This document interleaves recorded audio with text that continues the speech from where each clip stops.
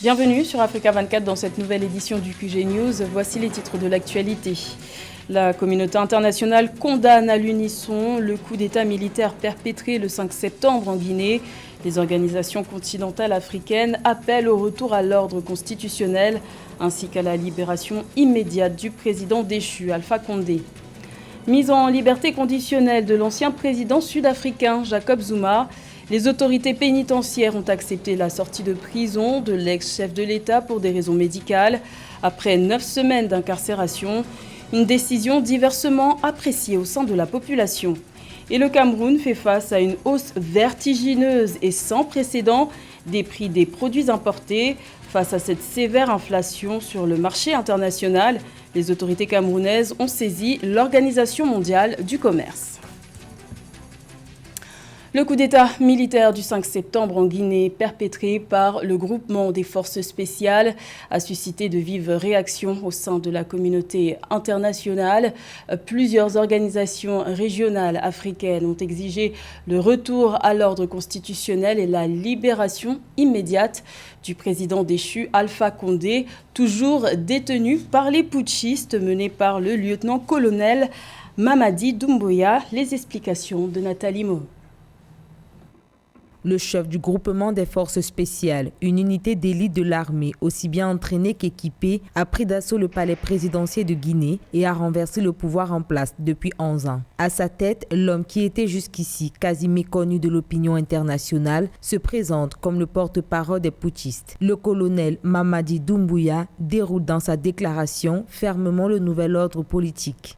Le lieutenant-colonel Mamadi Doumbouya qui est rentré de la Guinée, qui a été découvert récemment à l'occasion même du 60e anniversaire de notre indépendance, c'était en 2018, qui était un grand méconnu du peuple, mais à partir de ce défilé, il a su conquérir les cœurs des Guinéens, il s'est fait une image. Ancien légionnaire de l'armée française, le colonel Mamadi Doumbouya est un officier breveté de l'école de guerre qui possède, selon certains experts, une quinzaine d'années d'expérience militaire. Expérience acquise notamment lors de missions opérationnelles en Afghanistan, en Côte d'Ivoire, à Djibouti, en République centrafricaine et de protection rapprochée en Israël, à Chypre, puis en Guinée, son pays d'origine. C'est cet homme aujourd'hui qui est parvenu, si on peut se le dire, à libérer la Guinée de 11 années de dictature, parce qu'il faudrait le reconnaître, ces 11 années de Alpha Condé étaient principalement caractérisées, comme l'a dit l'armée, par la corruption, le détournement, le népotisme, le favoritisme et tous ces facteurs qui sont nuisibles à la bonne gouvernance. Le détournement, le népotisme, le favoritisme et tous ces facteurs qui sont nuisibles à la bonne gouvernance. C'est une nouvelle page de l'histoire de la Guinée qui s'est écrite ce 5 septembre 2021 avec comme personnage principal le colonel Mamadi Doumbouya. Il se présente aujourd'hui comme l'homme de la situation pour mettre un terme au dysfonctionnement des institutions républicaines, l'instrumentalisation de la justice et le piétinement des droits des citoyens, d'après ce qu'il a déclaré lui-même dans l'après-midi du dimanche 5 septembre 2021. Du nouveau dans la procédure judiciaire menée contre l'ancien président sud-africain Jacob Zuma, l'ex-chef de l'État incarcéré depuis le 8 juillet 2021 pour outrage à la justice s'est vu accorder ce 5 septembre une remise en liberté conditionnelle pour des raisons médicales. Une décision saluée par l'actuel chef de l'État, Cyril Ramaphosa, mais décriée par l'opposition, un sujet de Samantha Saberou Sabubanga. Condamné à 15 mois de prison, l'ancien président sud-africain Jacob Zuma a été remis en liberté conditionnelle le dimanche 5 septembre 2021 pour des raisons médicales. Du fait de sa santé fragile, Jacob Zuma a bénéficié d'une remise en liberté pour se soigner avant son procès le 9 septembre 2021. L'annonce a été faite par les autorités pénitentiaires sud-africaines. Bien que fondée sur une base sanitaire, cette décision émane sans doute d'une volonté des autorités judiciaires et pénitentiaires de juguler les tensions et violences nées au lendemain de l'incarcération de Jacob Zuma, incarcération qualifiée par ses partisans d'inconstitutionnelle. Mais il faut aussi le souligner que cette décision ne met pas fin au déboire judiciaire de l'ancien président, puisqu'il devrait répondre devant la justice sud-africaine de ses chefs d'accusation.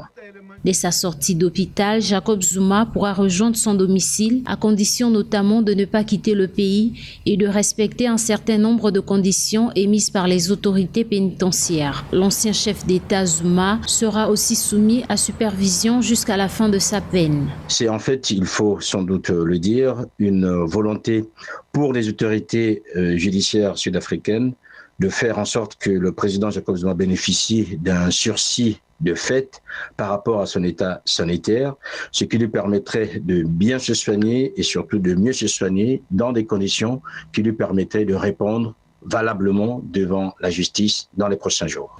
Pour rappel, Jacob Zuma est impliqué dans plusieurs affaires, à savoir trafic d'influence, corruption et extorsion en lien avec achat d'équipements militaires du groupe français Thales. L'incarcération de l'homme de 79 ans avait engendré de terribles émeutes qui avaient coûté la vie à plus de 300 personnes dans les provinces du KwaZulu-Natal et de Gauteng. Les conséquences économiques de la pandémie de Covid-19 se poursuivent. C'est notamment le cas au Cameroun où les prix des produits importés se sont envolés, allant jusqu'à frôler les 100%. Une situation qui inquiète les autorités camerounaises qui ont décidé de saisir l'Organisation mondiale du commerce en dénonçant des dysfonctionnements. Les explications de Robert Tobogbe. Dérégulation sans précédent des échanges commerciaux internationaux. C'est ainsi que le ministre camerounais du Commerce a intitulé l'objet de sa correspondance adressée à la directrice générale de l'Organisation mondiale du commerce. Dans cette note, il dresse le triste constat de la hausse vertigineuse des prix des produits importés au Cameroun. Illustration, un bond respectif de 100% et 95,54% des prix du clinker et du fer à béton par rapport à la même période en 2020.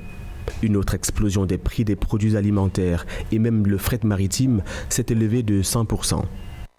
Je suggère à cet égard que des initiatives fortes soient rapidement prises par l'organisation en direction d'un certain nombre d'institutions et d'instances en charge de l'économie mondiale, à l'instar du Fonds monétaire international, de la Banque mondiale ou du G20, en vue de rechercher des voies et moyens de nature à contrecarrer les effets dévastateurs de ce cataclysme qui se dessine. Doit également pointer sur les acteurs de la chaîne de distribution, ouvertement taxés d'instigateurs de la hausse des prix, observée depuis des semaines sur le marché. Un marché que tentent de réguler, tant bien que mal, les associations des droits de consommateurs. Mais une tâche qui s'avère plus que difficile dans ce contexte. La lecture que fait la Ligue camerounaise des consommateurs, la LCC, est que ces prix inquiètent sérieusement. Donc, mais maintenant, pour les commerçants véreux, c'est-à-dire que ceux-là qui ne respectent pas cela, doivent naturellement être sanctionnés. L'Organisation mondiale du commerce et le FMI, Banque mondiale et autres, doivent se concerter rapidement pour trouver des remèdes pour empêcher qu'une grave crise alimentaire. En attendant, les consommateurs camerounais sont à bout de souffle, à l'instar d'autres en Afrique. En échange de la non-révalorisation de certaines marchandises, le gouvernement camerounais a ouvert des négociations pour trouver des mesures d'accompagnement. Équilibre, c'est le mot d'ordre donné par le nouveau patron du tourisme africain, Siandou Fofana. Le ministre ivoirien du tourisme ambitionne de relancer le secteur touristique à l'échelle continentale. Une relance post-Covid possible selon lui. Plus de détails avec Ange Domenion. Le ministre ivoirien du Tourisme et des Loisirs, Siandou Fofana, plaide pour un tourisme équilibré dans le monde. Avec l'arrivée du Covid-19, beaucoup de voix autorisées ont fait part de leurs préoccupations quant à la situation africaine. Elles craignaient le fait que la pandémie rende le continent africain infréquentable, aussi bien pour les affaires que pour le tourisme. Un point de vue qui n'est nullement accepté par le ministre ivoirien. Quand on prend le continent africain, le continent n'a pas été aussi touché que bien d'autres continents. Ça serait injuste et quelquefois déplacé et maladroit de ne pas le souligner souvent dans les médias et par les pays de l'OCDE. De leur point de vue, l'Afrique a un système sanitaire désuet, un système sanitaire qui n'était pas adapté à faire face à de telles pandémies et que nous allons être décimés.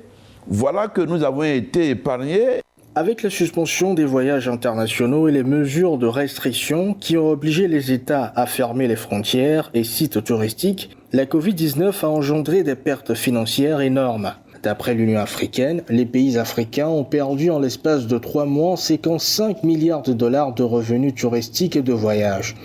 Nous allons formuler les recommandations suivantes, de faire en sorte que les pays qui n'ont pas atteint certains scores de contamination et un certain score de décès, de ce point de vue, il faudrait prendre en compte les critères et leur structuration et les méthodes qui ont été instaurées sur ces différents territoires pour faire face à la crise sanitaire, à l'effet de ne pas les rendre tributaires de certaines actions qui ne sont pas des facteurs endogènes, mais qui sont des facteurs exogènes et qui savent bien le gérer, et ils ont montré leur capacité de résilience face à cette pandémie.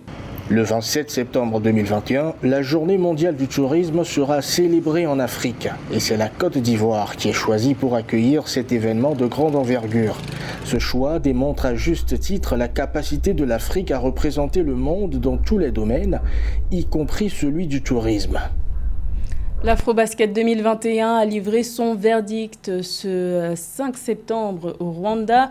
La Tunisie a remporté le championnat africain de basketball masculin en s'imposant face à la Côte d'Ivoire. Les Aigles de Carthage obtiennent ainsi leur 2e sacre consécutif et affichent désormais 3 victoires au compteur. Reportage de notre correspondant au Rwanda, Fratenda Kaisenga. La Tunisie remporte un second titre consécutif au championnat africain de basketball masculin. Ce 5 septembre à Kigali Arena, les Aigles de Carthage se sont imposés contre une équipe ivoirienne très bien rodée, très combative, avec seulement une différence de 3 points. Nous sommes venus ici pour donner aux Tunisiens quelque chose dont ils puissent se réjouir et je pense qu'on y est arrivé. Cela me fait du bien à nos cœurs de savoir que mes joueurs vont rentrer avec une médaille d'or sur leur cou.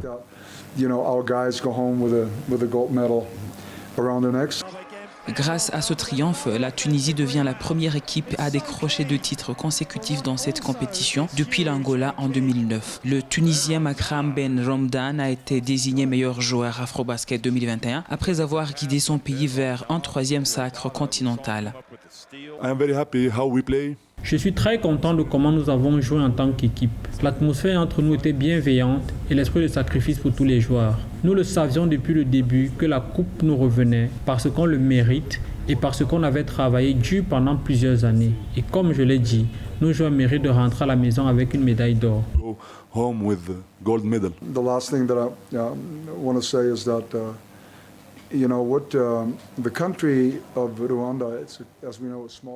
La dernière chose que j'aimerais dire, c'est de remercier le Rwanda. C'est un petit pays, mais qui a su faire face à une situation très difficile et organiser une belle compétition. Tout le monde était super gentil et accueillant, et ça, il faut le dire. From the cleaning ladies in the hotel to the volunteers here in the gym, everybody was like super nice and. Alors, c'est ainsi que s'achève cette 30e édition du championnat africain de basketball masculin. Encore une fois, c'est la Tunisie qui vient de s'imposer. C'était sa 3e fois dans 22 apparitions. Et du sport toujours, mais du football. Les éliminatoires zone Afrique de la Coupe du Monde au Qatar de 2022 se poursuivent. Plusieurs matchs se sont tenus ce lundi 6 septembre. On fait le point avec notre journaliste sportif José Douglas. Bienvenue José, dites-nous tout. Merci Gladys, et voici les résultats. Le Niger qui a été battu Djibouti 4-2, Ouganda-Mali 0-0. Match nul entre Bénin et RDC. 1 but partout, République centrafricaine qui perd devant Libéria 1-0. Afrique du Sud, Ghana 1-0. Et la victoire de la Côte d'Ivoire face au Cameroun 2-1. Alors en image maintenant 3 matchs. Tout d'abord, Bénin qui est en jaune contre les RDC en blanc et une forte délégation béninoise dans les tribunes et ouverture du score pour les RDC grâce à Dieu merci Bokani à la 12e minute de jeu. Vous allez voir d'ici quelques secondes. Et puis ensuite, Jordan Adeoti égalisait pour le Bénin à la 33e minute de jeu. Score final, donc un but partout. Le deuxième match maintenant avec les éléphants de la Côte d'Ivoire en orange qui accueillent les Lions indomptables en vert sur une pelouse en très mauvais état Et les éléphants obtenaient un pénalty qui a permis à Sébastien Allaire de tromper le gardien camerounais à la 20e minute de jeu. Et puis le même Allaire allait récidiver vers la 29e minute et l'explosion de joie donc, de l'entraîneur Patrice Baumel. Et le Cameroun obtient un pénalty vers la 61e minute pour la réduction du score et frappé par Moumi Gamaleu, que je vous laisse regarder. Nous allons passer au troisième match maintenant avec Djibouti-Niger. Djibouti en bleu et ouvre le score d'ici quelques petites secondes avec Anas Farah, très beau but. Et puis une pluie de buts pour le Niger avec Victorien Adebayor, 2 fois 49e et 56e minute. Et vous allez voir d'ici quelques instants le Niger qui obtient un pénalty qui a été tiré par Mohamed Ronkoye à la 65e minute de jeu. Donc, et Amadou Sabo vers la 68e minute pour parachever le travail. Regardez. Et puis, Ouajama Hassan inscrivait un second but pour Djibouti. Score final 4-2. Puis expulsion du côté du Niger pour Hassan Adamou Amadou pour donc le Niger à la 83e minute. Et coup d'œil sur le programme de ce mardi 7 septembre. Tout à fait. À 13h, GMT, Gladys, Zambie, Tunisie, Malawi, Mozambique, Tanzanie, Madagascar, Guinée équatoriale, Mauritanie, Éthiopie contre le Zimbabwe, Congo contre le Sénégal. Il y aura Cap-Vert contre Nigeria, Libye qui va jouer donc contre l'Angola, Soudan, Guinée-Bissau et Burkina Faso contre l'Algérie. Un match très attendu. Des matchs qui se termineront vers 18h ou 19h GMT. Tous les résultats de nos éditions de ce mercredi 8 septembre, Gladys. Et quelques mots sur le classement provisoire, José. Oui, avec surtout les équipes qui ont joué ce lundi 6 septembre, les groupes en quelque sorte. L'Algérie, le Burkina Faso et le Niger sont en tête du groupe. En groupe C, Nigeria est en tête avec le Libéria, 3 points. En groupe D, Côte d'Ivoire est seul en tête devant le Cameroun. Côte d'Ivoire, 4 points et Cameroun, 3 points. En groupe E, Mali est seul en tête avec 4 points devant le Kenya.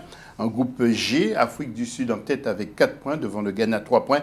Et enfin Gladys, en groupe J, Bénin est seul en tête avec 4 points devant la RDC, 2 points. Et puis au classement des buteurs, je sais que ça vous intéresse Gladys, l'Algérien Islam Slimani est en tête des buteurs avec le Bissau-Guinéen Joseph Mendes qui donc compte tous les deux 4 buts Gladys.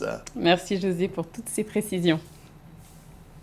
C'était le journal de la rédaction. Merci de l'avoir suivi. L'information continue sur Africa 24.